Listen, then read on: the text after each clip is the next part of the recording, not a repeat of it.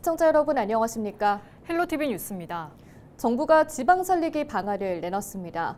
비수도권 지자체와 자매 결연을 맺거나 민생회복 소비 쿠폰을 지방에서 사용했을 때 더 혜택을 주겠다는 내용입니다. 인구 감소 지역이 대상인데요. 수도권은 제외됐습니다. 수도권이지만 인구 감소 지역인 연천 등 4개 구는 역차별이라며 지방 살리기에 포함시켜달라고 요구하고 있습니다. 김소연 기자가 취재했습니다. 지난 24일 정부는 지방 살리기 상생 소비 활성화 방안으로 중앙부처와 민간기업이 비수도권 지자체 2곳 이상과 자매 결연을 하고 활발한 교류를 펼치도록 하는 정책을 마련했습니다. 앞서 민생회복 소비 쿠폰을 비수도권에서 사용하면 혜택을 받을 수 있는 다양한 행사도 마련했습니다. 인구 감소 지역은 온누리 상품권의 혜택을 늘리고 할인 쿠폰도 확대했습니다. 하지만 이는 비수도권이라는 전제가 붙습니다. 수도권 인구 감소 지역은 포함되지 않았습니다. 지난 27일 지방 살리기 상생 소비 활성화 방안과 관련해 수도권 경인지방, 연천, 가평, 옹진 등 3개 군 단체장과 국회의원들이 기자회견을 열었습니다. 이들은 지방 우선 정책 분야에 경인지방 인구 감소 지역을 포함해달라고 촉구했습니다. 김덕현 연천군수와 가평 옹진군수는 인구 감소 지역으로 지정되었음에도 수도권이라는 이유로 이번 정부 지원에 포함되지 않은 것은 역차별이라고 목소리를 높였습니다. 국가의 지방 우선 정책에 포함시켜 주십시오. 둘째, 수도권이라는 이유만으로 인구 감소 지역을 소외시키는 불합리한 제도를 즉시 개선해 주십시오. 셋째, 국가의 균형 성장 정책을 실질적인 위기와 불균형 해소를 기준으로 추진해 주십시오. 이날 기자회견에 참여한 국회의원들은 이번 정책이 국가 균형 발전과 지방 소멸 극복이라는 국가 정책의 근본 취지에도 위배된다고 말했습니다. 이제 수도권의 역차별을 끝내야 될 때가 오지 않았나 이렇게 생각하고 있습니다. 국가 균형 발전이라는 그런 토대를 취지대로 인구 감소 지역이라는 객관적인 그런 기준에 따라서 4개 군이 국가의 지방 우선 정책에 반드시 포함되어야 된다는 것이. 경기도 연천과 가평, 인천시 강화와 옹진은 수도권이지만 인구 감소 지역으로 선정된 곳입니다. 경인지방 4개 인구 감소 지역은 앞으로 지방 살리기 정책에 경인지방이 포함될 수 있도록 한 목소리를 내고 지방 소멸 대응 기금 연계 사업을 발굴하는 등 다양한 인구 정책을 공동 추진할 예정입니다. 헬로티비 뉴스 김소영입니다. 26일 오전 11시쯤 동두천시 소요살에서 등산하던 50대 여성이 추락하는 사고가 발생했습니다. 길을 잃고 추락해 머리와 발을 다쳤다는 신고를 받고 출동한 소방당국은 구조대 로프 등을 이용해 신고 약 2시간 만에 50대 여성 A씨를 구조했습니다. 이 사고로 A씨는 팔과 무릎에 타박상을 입어 병원으로 옮겨졌으며 크게 다치지는 않은 것으로 전해졌습니다. 연천군이 평화경제특구 지정을 위한 본격 행보에 나섰습니다. 연천군은 26일 평화경제특구 조성 방안 연구용역 착수보고회를 열어 추진 방향을 공유하고 전략적 대응 방안을 논의했다고 밝혔습니다. 특히 연천의 지정학적 위치와 경제 기반 등을 바탕으로 한 성공적 특구 조성 전략 토의가 활발히 이어졌다고 설명했습니다. 평화경제특구는 접경지 균형 발전과 남북 경제 공동체 실현 등을 위해 추진되는 국가 사업으로 특구로 지정되면 각종 기반 시설 설치와 조세 감면 등을 지원받을 수 있습니다. 포천시는 교육부가 추진하는 자율형 공립고 2.0 공모에 포천일 고등학교가 최종 선정됐다고 밝혔습니다. 자율형 공립고는 학교가 지자체, 대학, 기업 등과 협력해 학생 맞춤형 교육과 미래인재 양성을 강화하는 제도입니다. 포천일고는 포천시와 관계기관 협약을 바탕으로 지역 생태자원을 활용한 생태 친화 교육과 포천시 국제교류 자매도시와 연계한 글로벌 커뮤니케이션 교육을 추진할 계획입니다. 백영현 포천시장은 교육발전특구 시범사업과 연계해 인문교육도시 포천을 만들기 위해 최선을 다하겠다고 말했습니다.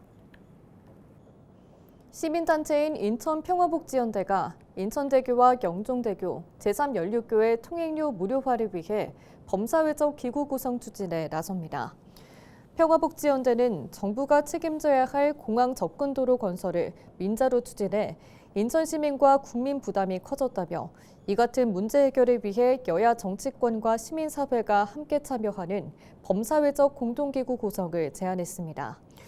이들은 또 교통기본권과 인천공항 접근성 보장을 위해 통합재산제 폐지를 위한 헌법 소원을 추진할 계획이라고 덧붙였습니다. 얼마 전 경인전철을 따라 한국계 중국인들의 부동산 구입이 늘고 있다는 보도 해드린 바 있습니다. 주로 원도심 역세권의 비아파트들을 매수하는 모습이었는데요. 취재 과정에서 중국 현지에 국내 부동산을 홍보하고 있는 모습도 확인할 수 있었습니다. 국내 부동산들이 한국계 중국인들을 중개 보조인으로 채용하는 일까지 늘고 있습니다. 이관성 기자가 보도합니다. 중국판 틱톡으로 알려진 더우인 페이지입니다. 부천 빌라를 검색해보니 수많은 주택 홍보 영상들이 올라옵니다. 신축 빌라와 주거용 오피스텔, 도시형 생활주택과 소규모 아파트까지 주택 유형도 다양합니다. 이 홍보 영상들은 중국 현지인들에게 집을 팔기 위해 만든 것입니다. 한국계 중국인들이 수도권 비아파트 시장에 새로운 수요층으로 자리 잡았기 때문입니다. 토지거래 허가구역으로 묶이다 보니까 조금 거래하는 게 쉽지는 않겠으나 그래도 거래하시는 분들 보면은 보통 10건 중에 8건 정도는 거의 외국인들이 많이 구입을 하시는 편이세요. 실제로 외국인 매수 부동산 등기 현황을 보면 중국인 등기는 부평에서 2017년부터 2021년 사이 연평균 1000건을 넘었고 부천에서도 같은 기간 연평균 1000건 이상을 기록했습니다. 2015년 이후 큰 폭으로 증가한 상황입니다. 한국계 중국인들의 부동산 거래가 늘면서 부천과 부평 역세권 부동산들 사이에서는 한국계 중국인을 중개 보조인으로 채용하는 일까지 늘고 있습니다. 一共有4层 100% 주차 가능하고요. 자, 집 보러 갑시다.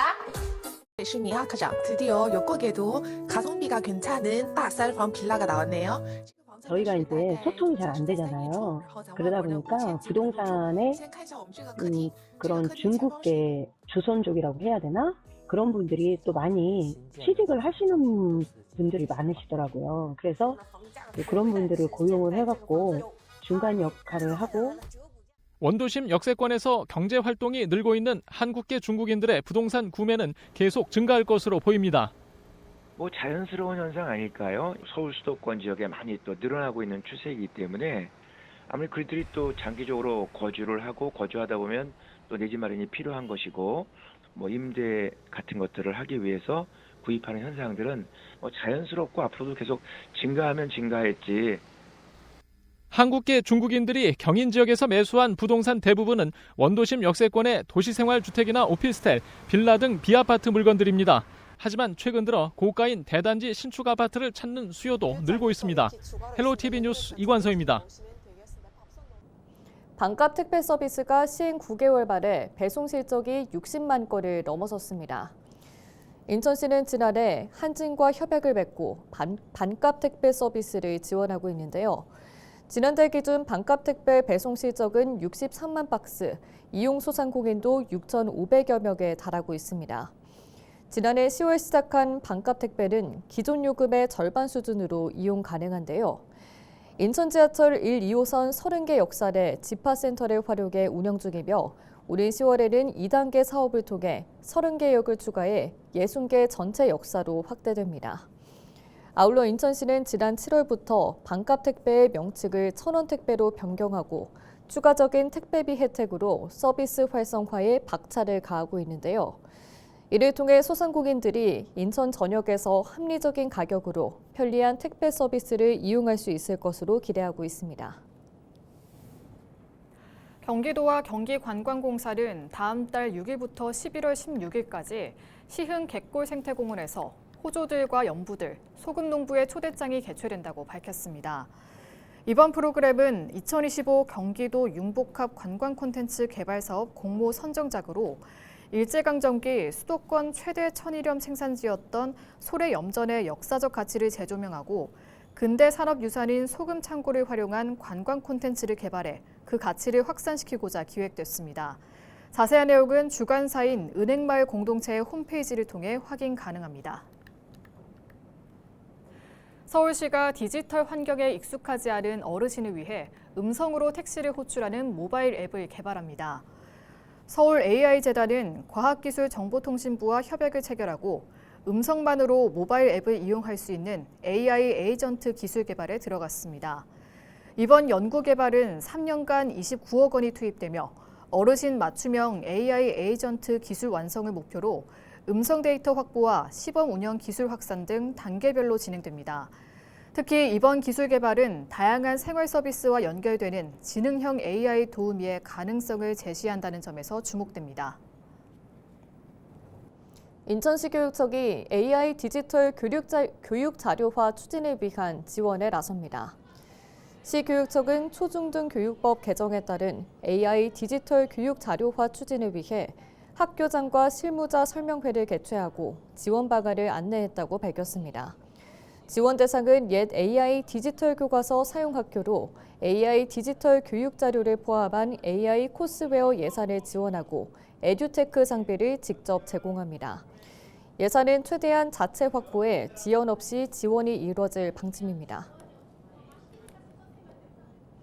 지난 27일 LG엘로비전이 시청자 미디어재단 서울센터, 한국지능정보사회진흥원과 함께 전국 초중고 청소년을 대상으로 하는 2025년 바른 AI 디지털 생활 창작 공모전 시상식을 개최했습니다. 이번 공모전은 디지털 세대 아동 및 청소년이 건강한 AI 디지털 활용 방법을 이해하고 미디어 창작 경험을 통해 올바른 미디어 활용 역량 강화를 목표로 마련됐습니다. 공모는 지난 4월부터 약 3개월 동안 진행됐으며 총 376편이 접수됐습니다. 시상은 대상 2편, 최우수상 3편을 비롯해 총 14편의 작품이 선정됐습니다. 수상자에게는 방송통신위원장상, 과학기술정보통신부 장관상, LG엘로비전 대표이사상 등과 함께 총 500만 원 규모의 상금이 수여됐습니다. AI와 딥페이크는 잘 쓰면 약이지만 잘못 쓰면 독이잖아요. 그런 기술의 양면성을 균형 있게 이해하고 또 학생들이 잘 알고 있지만 실천하기가 어려운데 본인들이 이 공모전을 통해서 돌아보고 배우고 행동하고 그런 어떤 이 아이디어를 공유하고 그런 장을 만들기 위해서 공모전을 준비했습니다. 경기도교육청이 대학과 협력해 2학기부터 고교 학점으로도 인정되는 심화 과목을 개설합니다. 이른바 고교 대학 학점 인정 과정은 경기 공유 학교를 통한 일종의 학교 밖 교육으로 연천 의정부 교육지원청과 서정대학교 간 협약을 통해 이뤄졌습니다. 개설 과목은 학생의 수요를 반영해 간호학과와 스마트 모빌리티과, 응급구조과, 반려동물과 관련 내용으로 구성됐습니다. 해당 과목을 이수하면 고교 학점으로 인정받을 수 있고 향후 서정대학교 진학 시 대학 학점으로 추가 인정받는 선이수제 적용도 가능합니다. 경기도교육청이 전국 시도교육청 가운데 처음으로 장학 플랫폼을 구축하고 9월 운영을 시작합니다. 이른바 경기 미래장학 플랫폼은 학교 장학 이력을 누적 관리하면서 학교와 교육지원청의 협의 체제를 유지하게 됩니다. 그동안 민원이나 사안, 과제에 따라 운영되던 교육지원청의 장학체제를 학교 자율 중심으로 전환하기 위해 마련된 겁니다. 도교육청은 우선 도내 14개 교육지원청에서 시범 운영을 시작한 뒤 11월부터는 25개 모든 교육지원청에서 플랫폼을 활용할 수 있도록 할 예정입니다. 경기도 농업기술원은 최근 토마토 재배지에서 바이러스병 발생률이 증가하고 있다며 시설 내 외부 잡초 제거와 매개충 조기 방제 등 철저한 주변 환경 관리를 요청했습니다. 바이러스에 감염된 토마토는 잎 말림, 궤적, 황화, 시듬 증상이 나타나며 정상적인 착과가 어렵고 수확량이 급감합니다. 경기도 농업기술원은 예방을 위해 재배시설 내외부 잡초 주기적 제거, 끈끈이 트랩 활용, 감염 개체 즉시 제거 등을 권장하고 있습니다. 이상으로 뉴스를 마칩니다. 시청해주신 여러분 고맙습니다.